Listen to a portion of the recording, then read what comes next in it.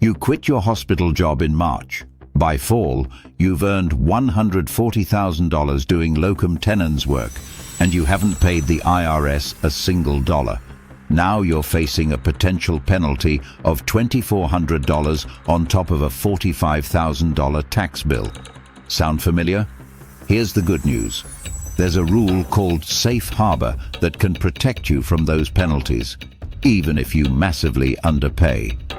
Let me show you how it works. Safe harbor is simple.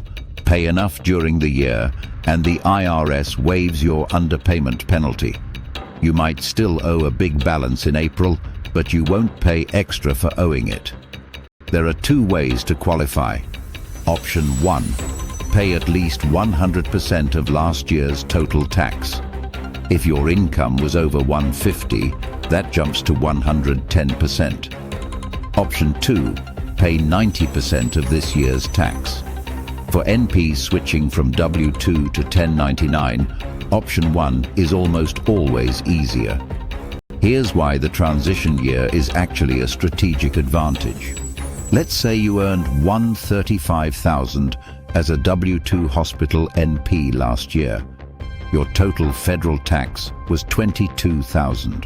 This year, you're on track to make $185,000 as a 1099 contractor.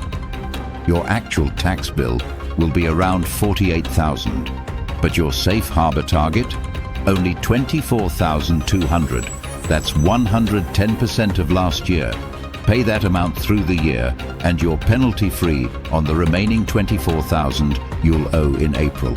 To calculate your number, grab last year's Form 1040 and find line 24. That's your total tax. Not your refund, not your AGI, line 24. Multiply by 100% if your AGI was under 150 or 110% if it was higher. Then subtract any W-2 withholding you have from this year. Maybe you worked a few months before going 1099. Divide what's left by 4 quarters, and that's your payment. Let me walk through a real example. Sarah was a hospitalist NP in 2025. Total tax of $19,800, AGI under 150. She went 1099 in February 2026. Her safe harbor target is $19,800.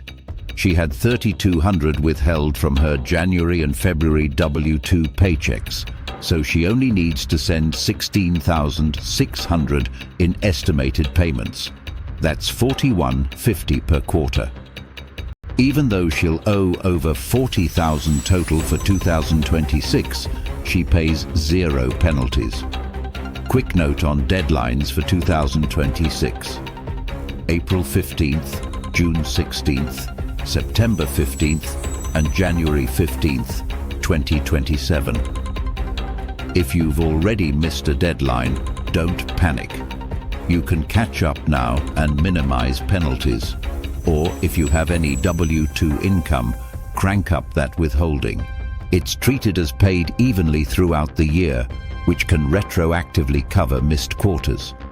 The biggest mistakes I see: confusing your refund with your total tax liability.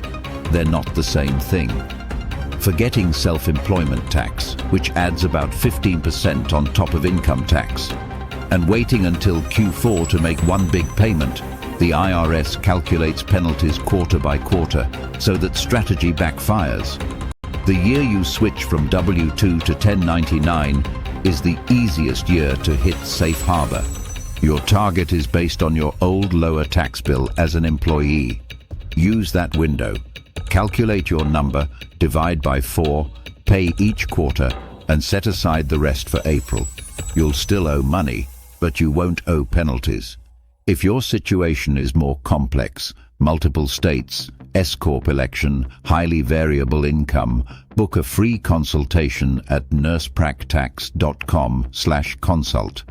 The enrolled agents and tax attorneys there specialize in exactly this transition for nurse practitioners and advanced practice clinicians.